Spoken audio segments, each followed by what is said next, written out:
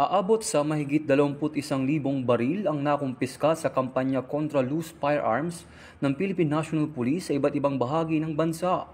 Mula Enero 1 hanggang Oktubre 2 taong 2025, umabot na sa 21,577 na baril ang nakumpiska, nasamsam o kusang isinuko sa buong bansa.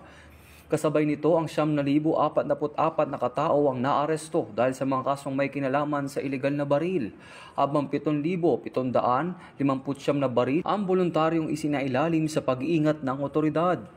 Ang kampanya ay pinalakas sa pamamagitan ng pagbuo ng Special Task Force on the Disbandment of Private Armed Groups sa pangunguna ni Police Lieutenant General Edgar Alan Ocubo, ang Deputy Chief PNP for Operation. Kasabay nito ang pag-deactivate sa 5 area police commands. Patuloy na inikayat ng PNP ang publiko na may pagtulungan upang tuluyang matuldukan ang banta ng loose firearms at private armed groups. Patuloy na tiniyak ng PNP na lahat ng operasyon na isasagawa sa ilalim na umiiral at pagsunod sa tamang proseso ng batas.